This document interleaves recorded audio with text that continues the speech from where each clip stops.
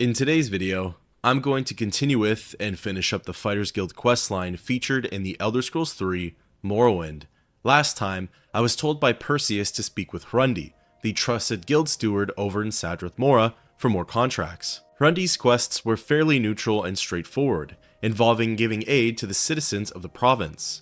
I embarked on missions that involved slaying corporate stalkers found in shops, delivering Sajama to some of the local mines, assassinating mercenaries belonging to House Telvanni, and even discovering places that were once thought to be myths. Once done, Hrundi tells me that all that's left is for me to receive further contracts from Percius back in Aldrune. On the contrary though, Lord Bummel Gro Aglak once told me that Seoring Hardheart also wanted to see me. This is where the journey continues. These next few quests are very important, and they result in different outcomes for the Fighters Guild's legacy. For the first timeline to end this playthrough, I'll speak with Seoring Hardheart first, and then I'll revert back and speak with Percius Mercius to end it off. Before going ahead, I located a Master Longblade trainer, Olms Drathen, within the Armiger stronghold of Molag Mar. Using a combination of his services and those of Owain's back in Balmora, I brought my favorite skills all the way up to the necessary requirements for Guardian rank and beyond. I then went on to grab my Daedra Claymore, which I've been dying to use in battle. Feeling ready for whatever tasks lay ahead, I took the Silt Strider over to Vivec and levitated all the way up to the Foreign Plaza. Once inside, I went into the guild hall and descended down to the lower levels. Beyond Aglak, there was a spare room which acted as Hardheart's office. Approaching the guildmaster and speaking with him, he hit me with the infamous line of whether I was here for orders, an advancement, or something else. Choosing orders, Seoring tells me that he's been watching my progress through the faction.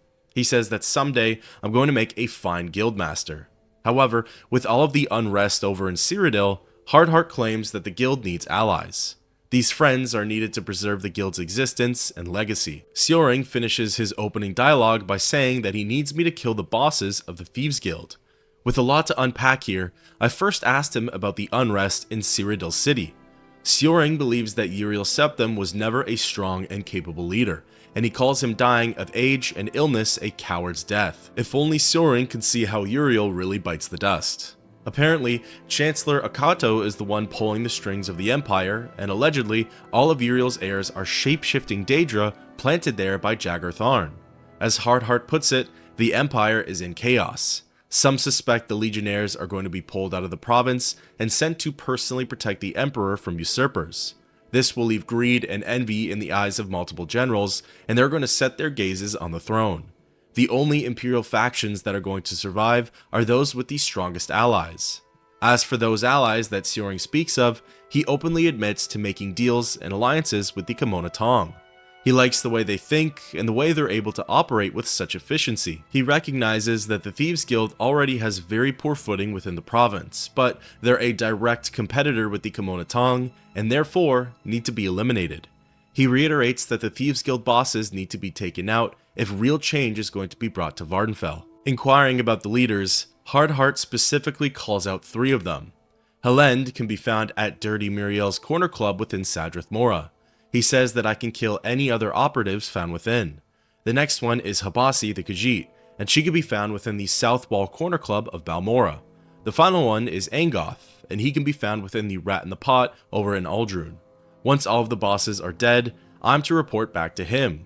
In order to make my time a little bit easier, Hardheart gives me 5,000 gold to deal with any fines incurred during these assassinations. As a side note, I love these sort of unhinged and far-fetched beliefs that some of the NPCs spew in these games. I enjoy thinking about these theories from their perspective and like to work out who or what could have influenced them with these ideas.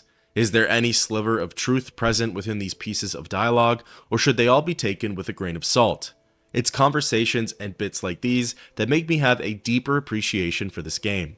Setting off and getting right to it, the first boss I targeted was Habasi over in Balmora. She's actually an NPC I've had a run-in with before, as she gave me vital information that was used against the Kimona Tong. Funny how the tables have now turned. Locating the Khajiit on the main level of Southwall, I spoke with her to see if she had any last words for me.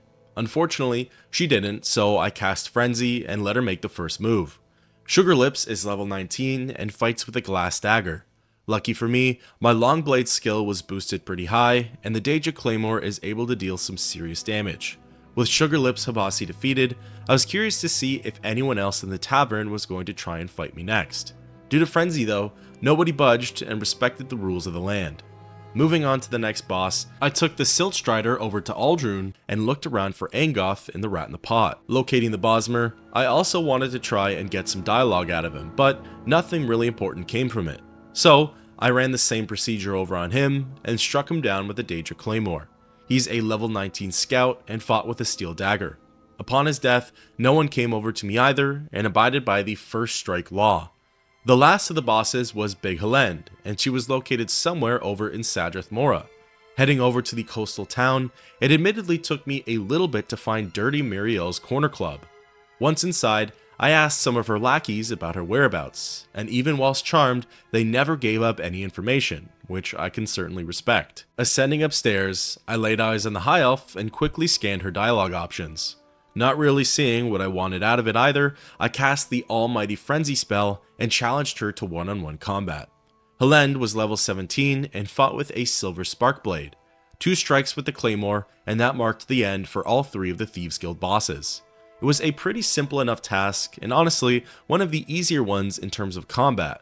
However, that's more than likely because it was used to progress the storyline in a definitive direction. Plus, the use of Frenzy made it so none of their allies or the town guard could interfere with the kills.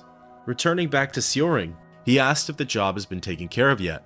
I told him yes, and Hardheart was so pleased, he named me his second in command. He finishes up with saying that our allies want the Master Thief, the top dog of the Thieves Guild himself, taken care of. When asked about any further advancements, Sioring said that there isn't anywhere else to go beyond Champion, except for his position, Guildmaster. He does jot it down as something that the both of us could talk about later though. As for what he said prior, he acknowledges that the small guild bosses have all been slain, but the head honcho still lives on.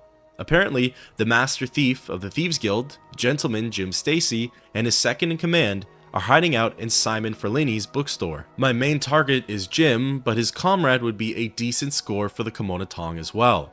Quite interestingly, Hardheart gives me his word that as soon as the Thieves Guild has been crippled, he'll make me the new guildmaster and then retire.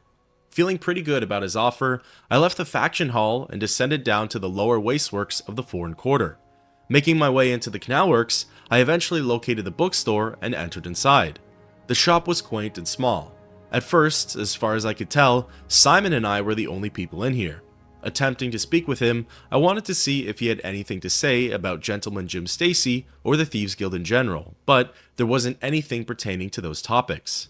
As it turns out though, right behind Simon, on the other side of his screens, there was a door secured by a level 65 lock. Regenerating my magicka and remaining out of sight, I cast an opening spell and went on through to a new area.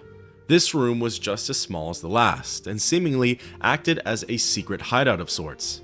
Within it, there were 2 NPCs, and their nameplates put them as Crazy Legs Arentamo and Gentleman Jim Stacy. These were my 2 remaining targets, and I was really excited to hear their last words, but unfortunately, I could only entertain surface level dialogue with them. Getting straight into the violence, I cast Frenzy on Stacy, and he came charging in at me. He's a level 22 thief and wields a Daedric short sword. Unfortunately for Jim, he doesn't have the build or gear to be an amazing fighter, and with my character wielding powerful weapons and donning high-level armor, the fight isn't too tricky to come out on top of. With Jim slain, I began to loot his inventory when I noticed something really interesting. Stacy was actually holding the skeleton key, the legendary lockpick that can open any door and never break. Although, this skeleton key has a limited number of uses, compared to its Oblivion counterpart, which has an infinite amount. This forces the player to be a lot more selective in the containers and doors that they wish to open with it, whilst keeping the security skill still relevant. For fun and to please Hardheart, I targeted Crazy Legs next and cast Frenzy on him. Arentamo is a level 16 savant and fights with a silver dagger. He's an even weaker opponent than Gentleman Jim Stacy and can be struck down relatively easily. In his inventory, he possesses several books and scrolls of knowledge, including guides to cities, information about the other provinces, and the Lives of the Saints book. Looting the rest of the hideout, there are certainly some other items of interest. Most notably though are septums scattered throughout the chests and containers. With the deed done and the Thieves Guild crippled, I excitedly returned back to the Fighters Guild Hall, anxiously awaiting my promotion to Guildmaster. Speaking with Sjoring, he asked about the Master Thief and if he was taken care of yet. I proudly told him yes, and Hardheart enacted the key twist within this faction. He called it good work and thanked me for taking care of the Thieves Guild. He followed it up though by saying that now the only threat to his position was me. I showed promise but a little too much ambition, and Sjoring ends it off with saying that I won't be missed. He takes out his weapon and begins swinging away at me. Just like that, the real boss fight begins.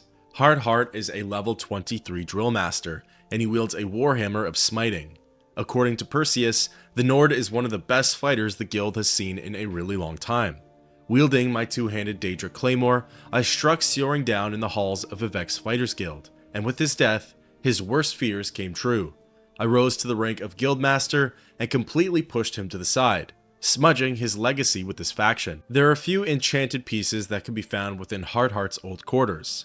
As mentioned before, with the Nord's passing, the player automatically assumes the role of Guildmaster.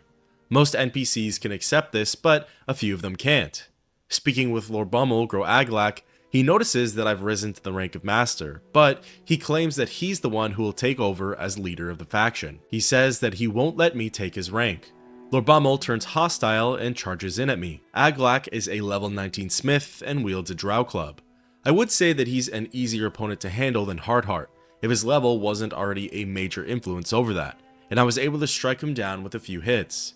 He actually had quite a lot of interesting goods in his inventory, including the Justaw feather ring. Beyond that, everyone else spoken to seemingly accepts me as the new Guildmaster, including Adis Fireeye, Percius Mercius, and Hrundi over in Balmora, Aldrun, and Sadrith Mora.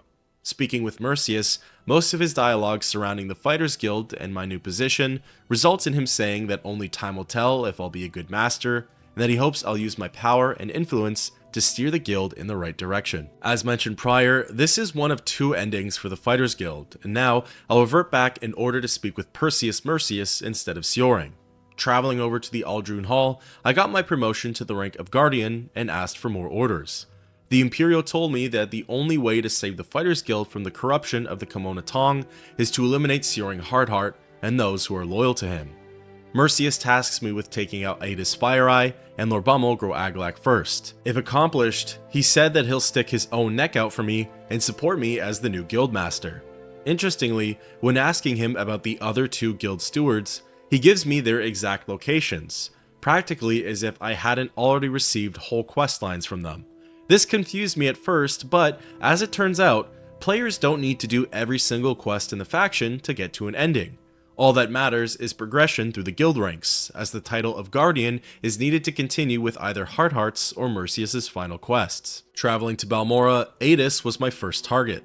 Entering inside of the guild hall and approaching the stairs, Fireeye shouted down at me from the top. She's noticed my progression through the guild, and apparently word on the street is that I've become Mercius's lapdog. She knows that I'm here to kill her, and she calls me a disappointment. The conversation ends, and then the fight begins. Adis is a level 19 Master at Arms. She dons an almost complete set of bone mold armor and fights with a tower shield and dwarven mace. Even with Hope's Fire, her health takes some hits to go down completely, showing that she was probably one of the more prepared fighters that I've had to face. Once she was defeated, I went into her inventory and noticed she still had Satild's codebook on her, and a little bit of gold. With one down, I went through the familiar steps of traveling over to the Vivek Hall and descending to the lower level. Getting within eyeshot of Lord Bummel, he too shouts at me from a distance and also has noticed my progression through the guild. The word's out that I've come to kill him, and he reiterates that he's the only one who will be taking over as Guildmaster. The fight goes pretty much the same as it did before. A few strikes with Hope's Fire, and the orc was defeated. He has the same items in his inventory from before, which again, can be nice for the taking. Returning back to Mercius and reporting the deaths of the other stewards, he tells me it's time to take the fight onwards to Sjoring Hardheart. He says that Sjoring is the final step to freeing the Fighters Guild from its current corruption. In preparation for the big battle, Percius hands me a key. He tells me that this key unlocks the door to his private room. Within, I'll find 2 suits of armor. They were apparently his from many years ago, and he thinks that they'll help me in my fight against Hardheart. He still calls him one of the best warriors here on Vardenfell and tells me to prepare myself. Curiously, I asked about the suits of armor, and Mercius offered a little more insight into them. There's a set of orcish armor and a set of glass armor.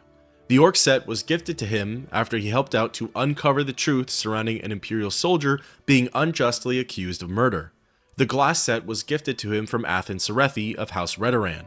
Mercius enlisted the Fighters Guild to help clean up and take care of the last outbreak of blighted creatures over in the town of Margon. Interesting little lore pieces aside, I went into his room and looked through his chests. My character is more proficient in light armor, so the glass set is more up my alley. The helmet is the last missing piece of glass armor that I need, so it's definitely something that I'd want to take.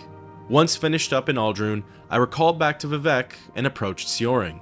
Interestingly, Hardheart wasn't on edge or hostile like the other two corrupted leaders were.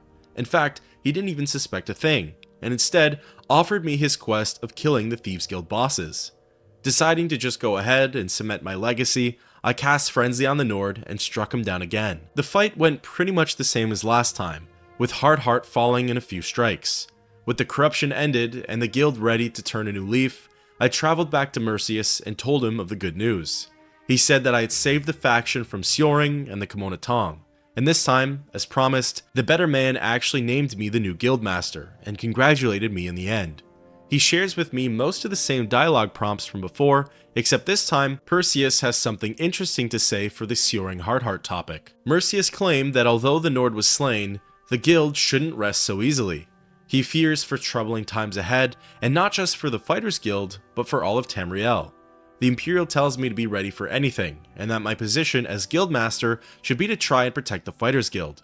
This is best done not by allying ourselves with criminal organizations like the Kemona Tong, but rather with hard work and high standards. Closing out, thus officially ends the Fighters Guild questline featured in the Elder Scrolls 3, Morrowind. So, here are my thoughts, comments, and remarks regarding the questline. I genuinely don't have anything negative to say about it. I thought it was well structured, paced nicely, and left the player humming and hawing at the right places. The Kemona Tong infiltration was perfectly played out, and for the unsuspecting player, like myself, you really questioned the guild's morals. I found the Thieves Guild crossover most interesting, and as mentioned prior, there are a couple of ways to participate in and finish both questlines at the same time. It turns out too that a handful of the quests for their story involve multiple members of the Fighters Guild, so that'll be a fun tale to explore with another character. Knowing that the Thieves Guild and the Kemona Tong are at odds with one another, the quests targeting certain members of that faction were the biggest giveaways at this faction's corruption. I especially enjoyed the branching pathways for the Fighters Guild and how you can side with Sioring or Percius. To be honest though, other than keeping the Thieves Guild members alive, it really didn't feel like there were too many differences for the outcomes in the end. Sioring and Lord Bummel are still dead, and technically, the Kemona Tong's influence within the faction has come to an end. Like I said, yes, the Thieves Guild and their storyline has technically been saved, but if you plan on doing their questline with another character, like I do, it doesn't really feel like there's many differences between the two endings. Lastly, I found that the difficulty level for the Fighters Guild wasn't super crazy or anything of the sorts. Obviously, that's expected for the beginning and middle quests, as players are lower levels for them, but even the final quests of killing the bosses for either faction were a little too easy. I'll chalk it up to my character wielding what's probably one of the most overpowered long blades in the game and being a higher level, but nevertheless, I did find it pretty interesting. I suppose it makes sense for the Thieves Guild, as they aren't meant to be expert warriors, but the Fighters Guild bosses could have used a little more oomph to them. Some final things to cover before this video ends. According to several sources, if you want to play through this questline and want to stay neutral, so being able to also participate in the Thieves Guild questline, the best quests to take are the first few belonging to Adis Fireeye, all of Hrundi's, and all of Perseus's, completely ignoring those belonging to Lord Bummel and Sioring. If you want to walk the more corrupt path, the best contracts to accept are all of Fireeye's, Lord Bummel's, and Sioring's, ignoring Hrundi's and Perseus's. That officially closes out the Fighters Guild questline. Thank you all for watching, and until next time, keep on adventuring.